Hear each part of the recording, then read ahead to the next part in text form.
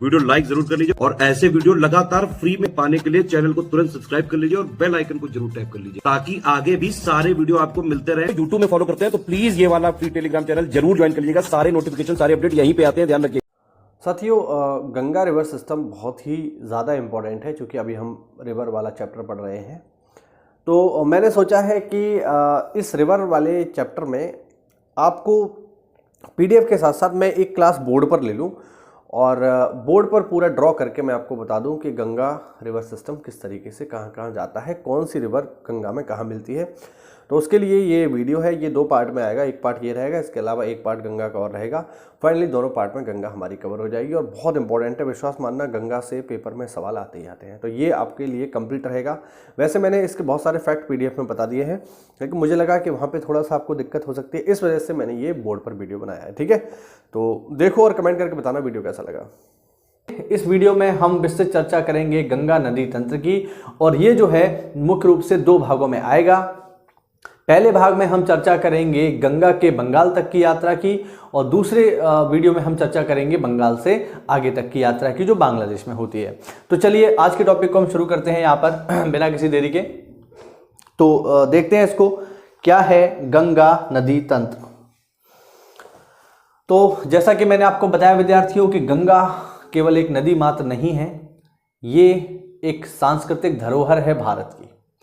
प्राचीन काल में भी गंगा काफ़ी महत्वपूर्ण नदी थी, भौगोलिक दृष्टि से भी, इसके अलावा सांस्कृतिक दृष्टि से भी और राजनीतिक दृष्टि से भी। राजनीतिक दृष्टि से गंगा इसलिए महत्वपूर्ण है क्योंकि प्राचीन काल में बहुत सारे राजवंशों ने गंगा यमुना के दोआब को प्राप्त करने के लिए विभिन्न युद्ध लड़े और ये एक आर्थिक क्षेत्र को भी तैयार करती है। गंगा यमुना का दोआब जो है एक बेहद ही उपजाऊ क्षेत्र है और ये उपजाऊ क्षेत्र अर्थव्यवस्था की दृष्टि से काफ़ी महत्वपूर्ण है। इसलिए प्राचीन काल में इस क्षेत्र को कब्जा करने के लिए बहुत सारे राजाओं ने इस पर युद्ध किए।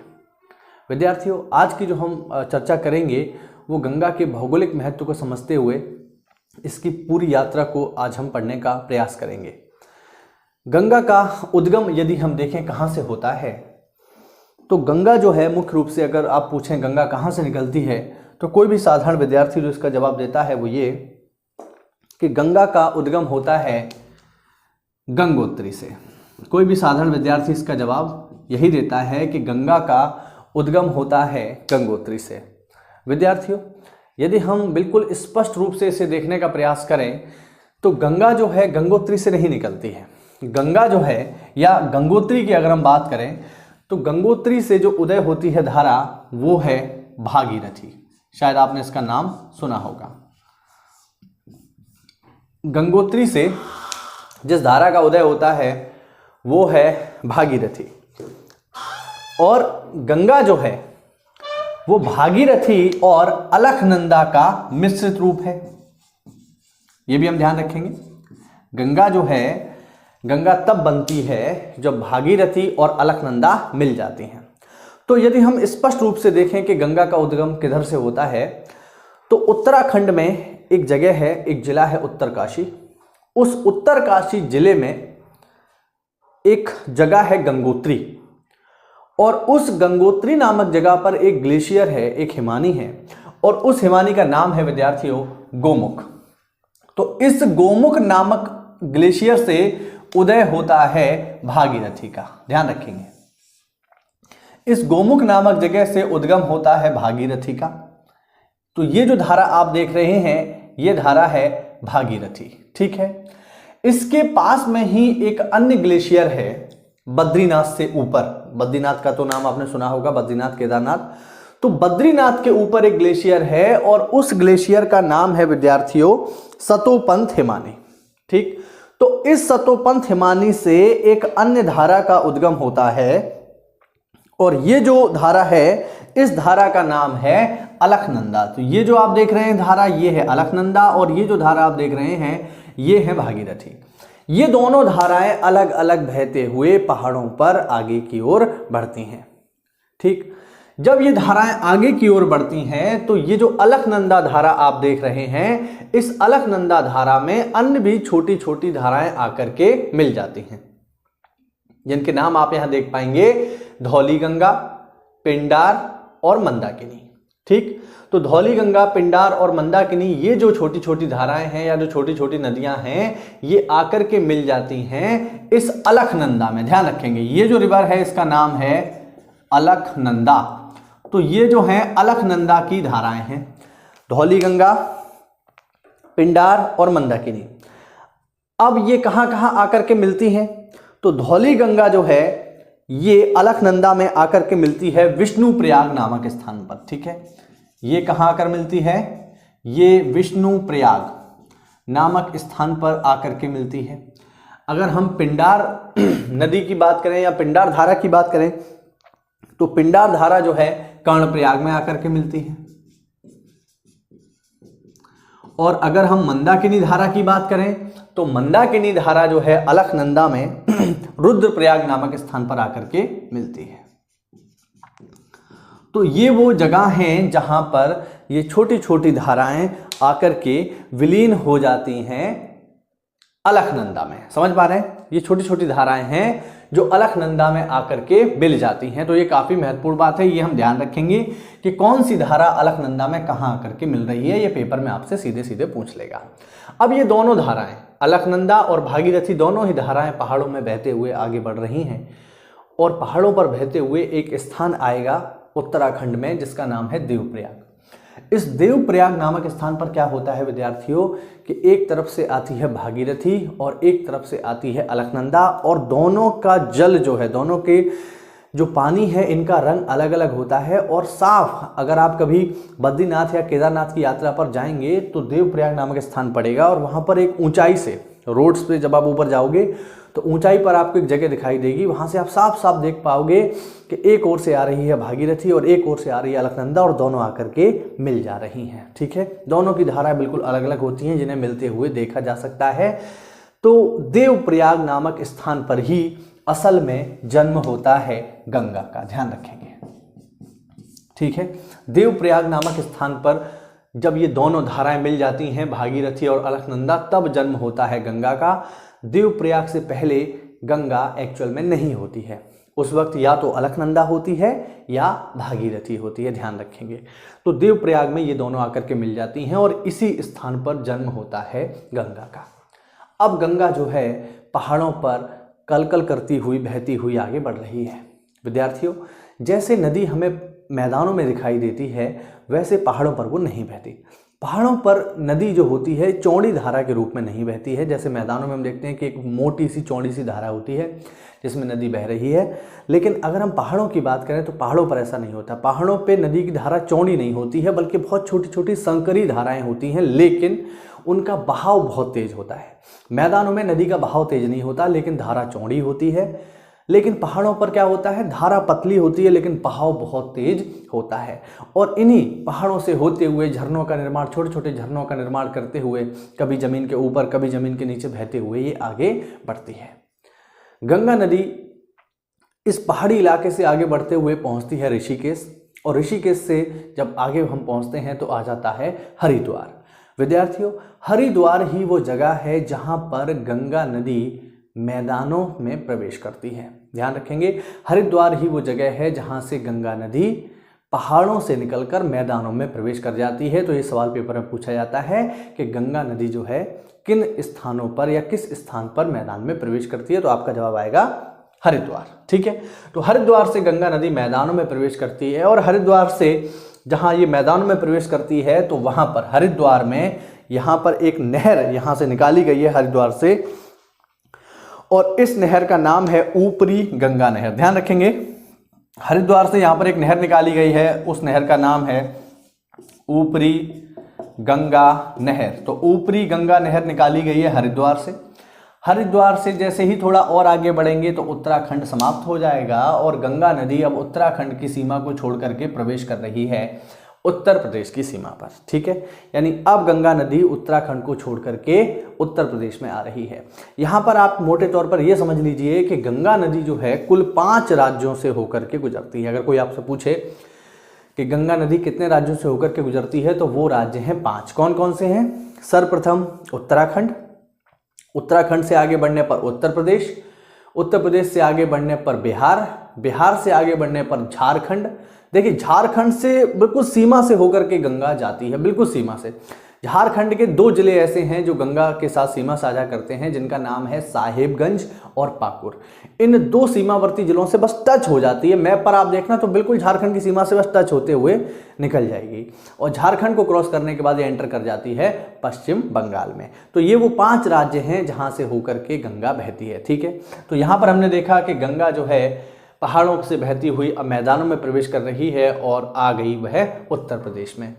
प्रश्न आपसे पूछ लेता है कि बताइए गंगा नदी जो है उत्तर प्रदेश के किस जिले से उत्तर प्रदेश में प्रवेश करती है। ध्यान रखना ये पेपर में यूपी स्पेशल के जो पेपर होते हैं जैसे पीसीएस हो गया या यूपी का आप कोई भी स्पेशल एग्जाम दे रहे हो, वहां पर यह प्रश्न पूछा जा सकता है कि बताइए गंगा नदी उत्तर प्रदेश के किस जिले से प्रवेश करती है। तो आपका जवाब होगा बिजनौर, ठीक है।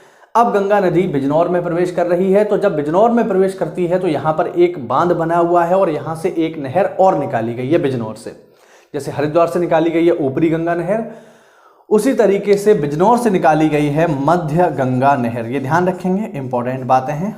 मध्य गंगा नहर निकाली गई है विद्यार्थियों बिजनौर से, ठीक है। तो बिजनौर से मध्य गंगा नहर और बिजनौर से बहती हुई ये आगे बढ़ती है और आगे बढ़ने पर उत्तर प्रदेश के पश्चिमी हिस्सों से बहते हुए ये प्रवेश करती है और आगे बढ़ने पर ये पहुंचती है अलीगढ़ के समीप एक जगह है नरौरा, और नरौरा काफ़ी फेमस है। यहाँ पर उत्तर प्रदेश का एकमात्र एटॉमिक पावर प्लांट भी है और नरौरा से फिर से एक नहर यहाँ से निकाली गई है जिसका नाम है निम्न गंगा नहर या निचली गंगा नहर, ठीक है। तो ये नहरें काफ़ी इंपॉर्टेंट हैं, आप ध्यान रखेंगे, ठीक है। ये है फर्स्ट, ये है सेकंड, ये है थर्ड, ठीक है। तो ये तीनों नहरें काफ़ी इंपॉर्टेंट हैं, इनके नाम हम ध्यान रखेंगे। यदि हम स्पेशल तीसरी नहर की बात करें जिसका नाम है निम्न गंगा नहर, तो जिस इलाके में हम रहते हैं, जिस इलाके में मैं निवास करता हूँ, उस इलाके से होकर के ये नहर गुजरती है निम्न गंगा नहर। और हमारे यहाँ लोकल तौर पे निम्न गंगा नहर को हम कहते हैं हजारा नहर, ठीक है। हजारा नहर जो भी अलीगढ़ के आसपास के लोग हैं, है ना, उनको ये बात पता होगी हजारा नहर बहती है। तो हजारा नहर एक्चुअल में गंगा से ही निकाली गई है, नरौरा से। ध्यान रखेंगे, इनके निकालने का स्थान भी काफ़ी महत्वपूर्ण है। अब नरौरा से जब हम आगे बढ़ते हैं तो ये कासगंज जिले से होकर के गुजरती है। उसके बाद थोड़ा आगे बढ़ने पर जो है ये प्रवेश कर जाती है अन्य छोटे छोटे ज़िलों में, जैसे आपका बदायूं हो गया, इन ज़िलों में ये होकर के बहती है, सीमा बनाती है। और यहाँ से आगे बढ़ने के बाद ये पहुँच जाती है फर्रुखाबाद में। फर्रुखाबाद में ऐसी कुछ विशेष भौगोलिक घटना तो नहीं होती है, लेकिन चूंकि फर्रुखाबाद एक प्राचीन शहर है तो इसी के किनारे ये जो है बसा हुआ है। फर्रुखाबाद से आगे बढ़ते हैं तो फतेहगढ़ में ये प्रवेश करती है। फतेहगढ़ में भी ऐसी कोई खास घटना नहीं होती, लेकिन उत्तर प्रदेश का एक प्रमुख शहर है तो हमें पता होना चाहिए।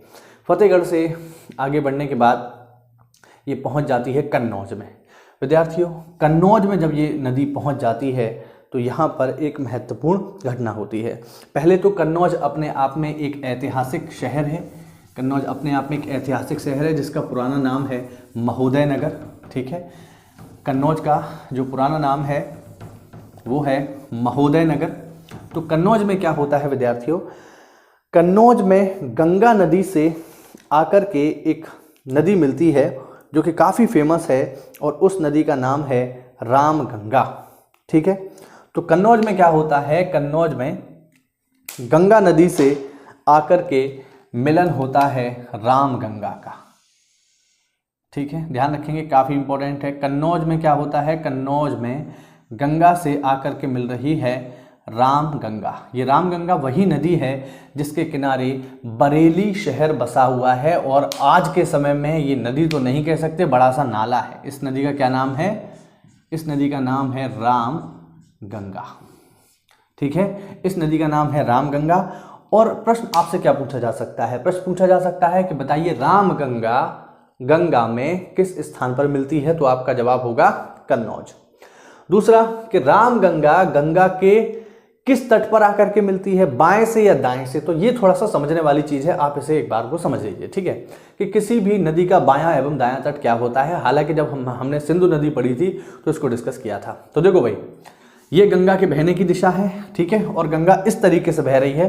तो ये वाला जो किनारा है इसका, ठीक है, इधर वाला, ये है राइट बैंक यानी दाहिना किनारा, और ये है बायां किनारा।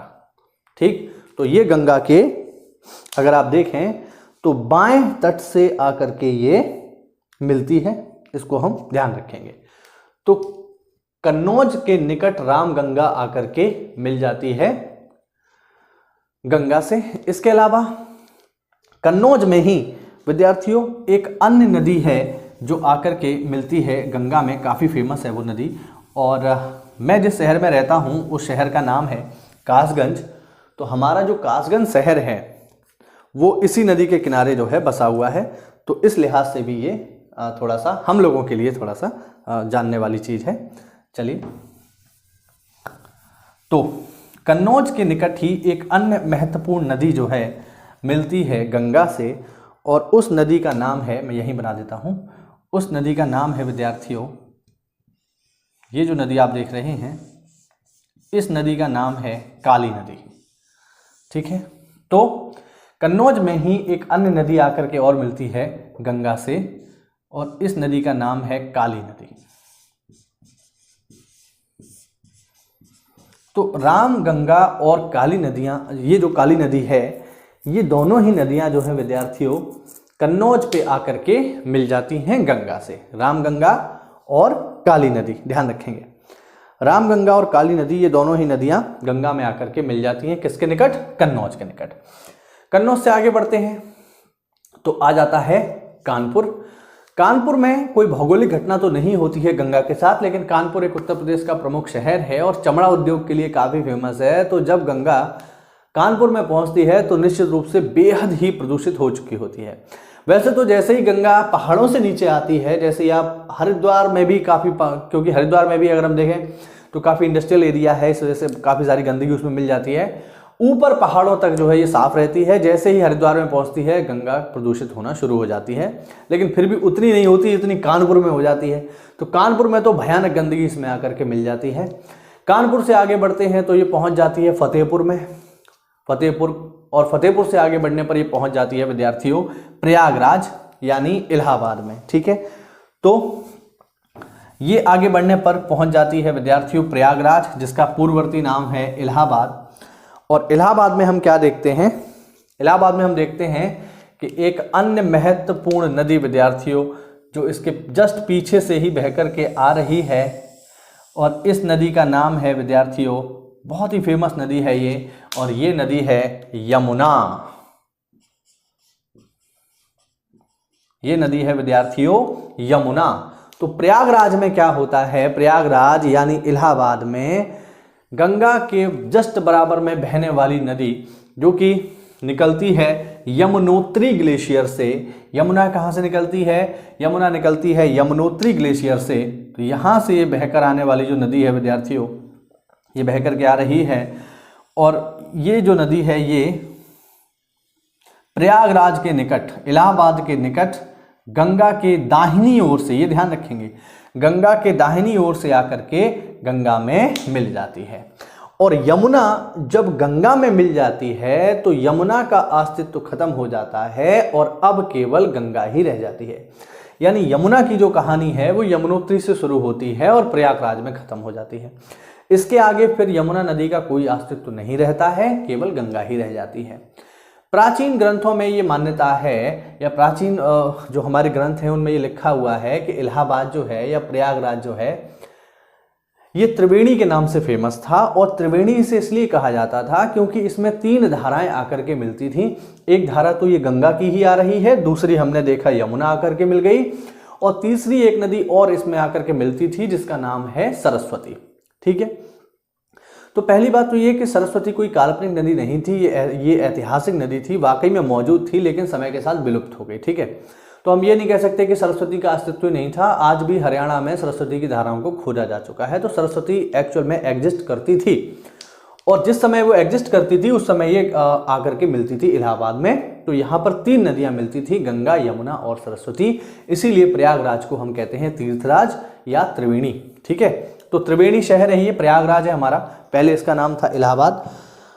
और प्रयागराज से आगे बढ़ने पर क्या होता है? आ जाता है मिर्ज़ापुर। हालांकि मिर्ज़ापुर कोई भौगोलिक घटना गंगा को लेकर यहाँ नहीं होती है, लेकिन मिर्ज़ापुर अभी जो मिर्ज़ापुर सीरीज आई थी उससे काफ़ी फेमस हो गया। तो फिर ऐसे में आपको पता होना चाहिए कि मिर्ज़ापुर जो है, जो कालीन भैया जहाँ के हैं वो किस नदी के किनारे है, तो गंगा के किनारे ही है, ध्यान रखेंगे। और इसके आगे बढ़ने पर आ जाता है वाराणसी। ठीक है, मिर्ज़ापुर से आगे बढ़ने पर विद्यार्थियों आ जाएगा वाराणसी। अब वाराणसी भूगोल की दृष्टि से तो महत्वपूर्ण नहीं है, लेकिन आध्यात्म की दृष्टि से बहुत ही महत्वपूर्ण है।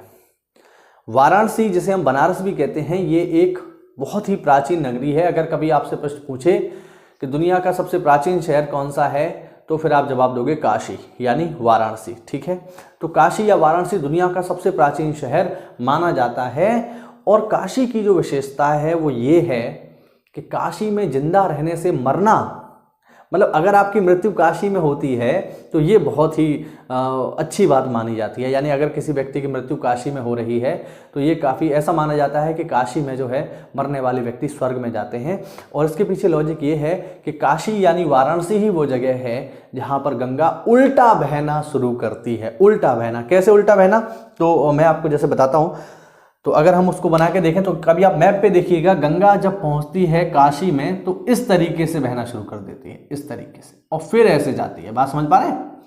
यानी पहले जाएगी इस तरीके से, पहले सीधे ही बह रही है, ठीक है, और लेकिन जैसे ही वाराणसी में पहुंचती है तो अपनी धारा को उलट लेती है और फिर इस तरीके से बहती है। तो उल्टा बहने का प्रयास करती है गंगा इसी वाराणसी पर। इसीलिए ये माना जाता है कि यहाँ से गंगा सीधे स्वर्ग की ओर जाने का प्रयास करती है। तो जो भी लोगों की मृत्यु काशी यानी बनारस में होती है वो सीधे टिकट कटाते हैं स्वर्ग का।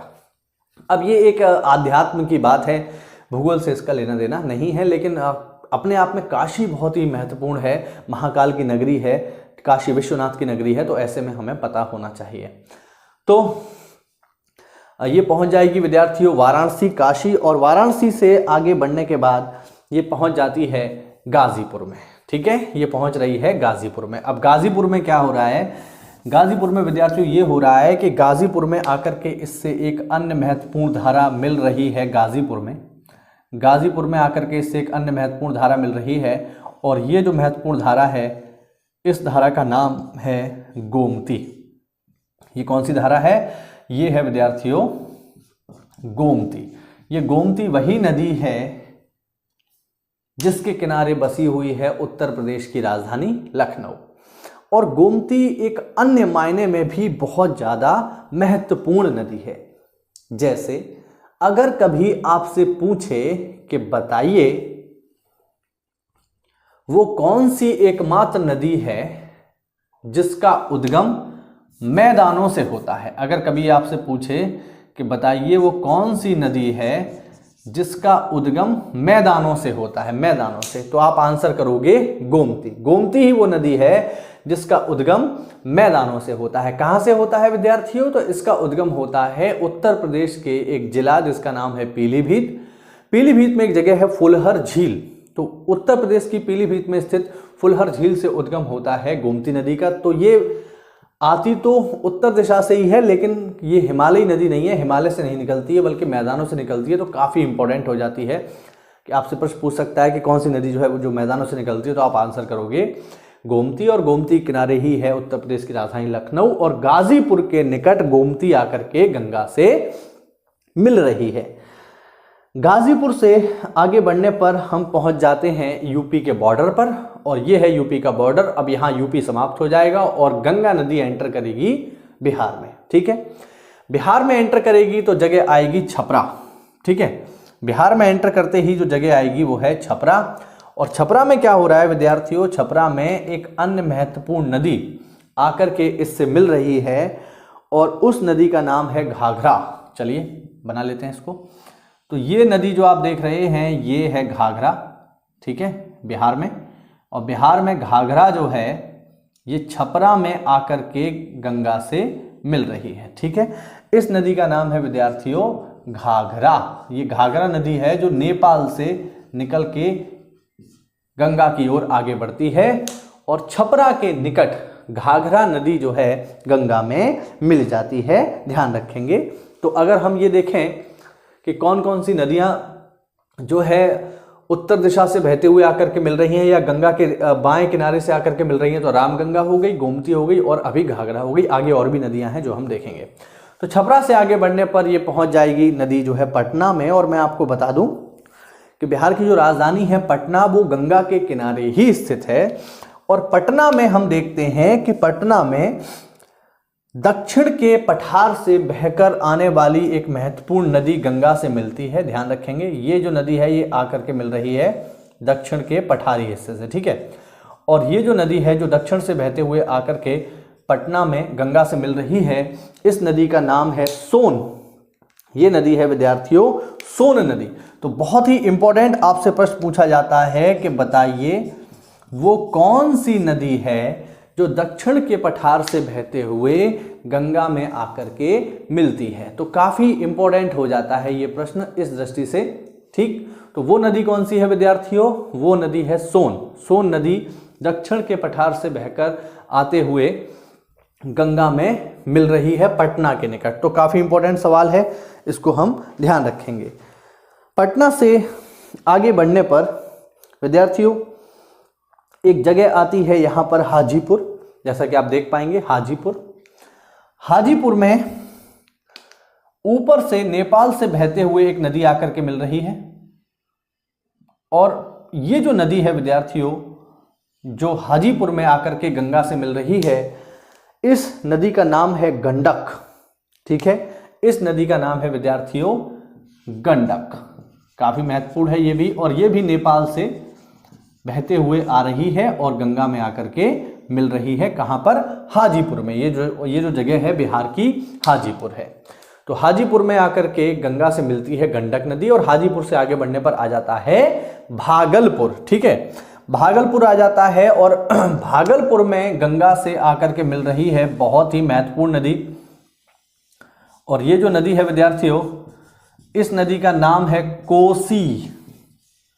ये बहुत ही महत्वपूर्ण नदी है और इस नदी का नाम है विद्यार्थियों कोसी नदी। और कोसी नदी काफी महत्वपूर्ण है। इसलिए महत्वपूर्ण है कि प्रश्न पूछा जाता है कि बताइए किस नदी को बिहार का शोक कहते हैं। तो बिहार का शोक जो है कोसी नदी को ही कहा जाता है, क्योंकि कोसी नदी में हर साल बाढ़ आती है और बाढ़ आने की वजह से ये जो है बहुत सारी जनधन हानि करती है। और दूसरा, कोसी नदी इसलिए भी कुख्यात है क्योंकि ये बहुत ज़्यादा रास्ता बदलती है। कोसी नदी जो है अपना रास्ता बदलने के लिए भी कुख्यात है, बहुत ज़्यादा अपना रास्ता बदलती है। प्रश्न ये उठता है कि आखिरकार कोसी अपना रास्ता क्यों बदलती है? तो इसका कारण मैं आपको बता देता हूं। कोसी नदी अपना रास्ता इसलिए बदलती है कि जब ये कोसी नदी नेपाल से यानी पर्वतीय हिमालयी क्षेत्र से बहकर नीचे की ओर आती है तो अपने साथ बहुत सारा गाद, सिल्ट, मलबा लेकर के आती है। और उस मलबे को जो ये ऊपर पहाड़ों से बहा करके ला रही है, उस मलबे को कोसी नदी मैदानों में ला करके अपनी तलहटी में जमा करती है।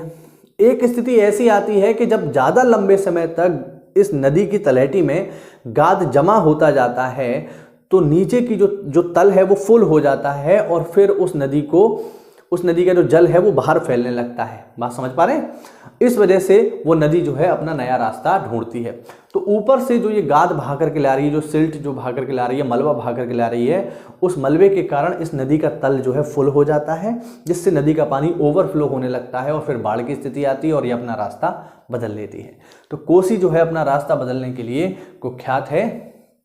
और भागलपुर से जब हम आगे बढ़ते हैं तो गंगा नदी एंटर करती है झारखंड में। झारखंड में जैसे कि मैंने आपको बताया कि झारखंड के केवल 2 जिले ऐसे हैं जहां से गंगा होकर के गुजरती है। वो हैं कौन कौन से? वो हैं साहेबगंज और पाकुर। इन दोनों जिलों से बस टच करते हुए ये निकल जाती है। यहाँ पर कोई भी नदी इनसे आकर के नहीं मिलती। ज़्यादातर लोगों को तो ये पता भी नहीं होता कि गंगा नदी झारखंड में जाती भी है, तो हम ध्यान रखेंगे। और झारखंड के बाद गंगा नदी एंटर करती है पश्चिम बंगाल में। विद्यार्थियों, पश्चिम बंगाल में जैसे ये एंटर करती है तो इसके साथ काफ़ी महत्वपूर्ण घटनाएं होती हैं। जैसे ही ये पश्चिम बंगाल में एंटर करती है तो पहला काम तो ये होता है कि पश्चिम बंगाल में एंटर करते ही गंगा नदी पर पश्चिम बंगाल में एक बांध बना हुआ है जिसका नाम है फरक्का। तो फरक्का बांध बना हुआ है गंगा नदी पर। कहाँ पर है ये बांध जो है विद्यार्थियों? ये बांध है पश्चिम बंगाल में, तो गंगा नदी पर ही है। और जैसे ही पश्चिम बंगाल में जाती है तो वैसे ही इसकी एक धारा हुगली नाम से भी फेमस है। गंगा की एक धारा हुगली नाम से भी जानी जाती है, या गंगा को ही हम पश्चिम बंगाल में हुगली भी कहते हैं। और इसी हुगली के किनारे बसा हुआ है कलकत्ता शहर, ठीक है। तो यहाँ ये हुगली नाम से जानी जाती है और कलकत्ता में ही या पश्चिम बंगाल में एंटर करते ही इसकी एक धारा तो चली जाती है पश्चिम बंगाल में और दूसरी धारा चली जाती है बंगाल में, ठीक है। तो ये जो पूरा हमने पढ़ा ये भारत का सिस्टम था, ठीक है। अब इसका जो है एक हिस्सा और भी है जो हम जानेंगे अगले सेगमेंट में, जब हम देखेंगे कि जब ये पहुंच जाती है बंगाल में या बांग्लादेश में तब इसके साथ क्या होता है। अच्छा, एक चीज यहां पर कॉमन सी जो है वो मैं आपको बताता हूं, वो है गंगा की लंबाई, ठीक है। तो गंगा की लंबाई कितनी है भैया? तो गंगा की लंबाई है 2525 किलोमीटर, ठीक है। 2525 किलोमीटर गंगा की लंबाई है। अगर हम राज्यवार देखें, अगर हम स्टेट वाइज देखें कि किस स्टेट में गंगा की कितनी लंबाई है, तो उत्तराखंड में गंगा की लंबाई है 310 किलोमीटर, उत्तर प्रदेश में गंगा की लंबाई है 1440 किलोमीटर, बिहार में गंगा की लंबाई है 455 किलोमीटर, झारखंड में गंगा की लंबाई है 40 किलोमीटर, पश्चिम बंगाल में गंगा की लंबाई है 520 किलोमीटर, ठीक है। तो ये जो है काफ़ी महत्वपूर्ण है। अब विद्यार्थियों, हमने पश्चिम बंगाल में मतलब पश्चिम बंगाल तक गंगा की यात्रा को हमने पढ़ लिया है। अगला जो हमारा सेगमेंट होगा उसमें हम जानकारी लेंगे कि जब गंगा नदी पश्चिम बंगाल में पहुंच जाती है तब उसके साथ क्या होता है। वो धारा जो बंगाल में जा रही है उसके बारे में हम जानेंगे और वो धारा जो बांग्लादेश में जा रही है उसका भी हम विस्तृत अध्ययन करेंगे। उम्मीद करता हूं इस लेक्चर में आपको कोई नई जानकारी मिली होगी। तो ऐसा है तो वीडियो को लाइक करें, चैनल को सब्सक्राइब करें। मिलते हैं अगली क्लास में, तब तक के लिए जय हिंद, जय भारत।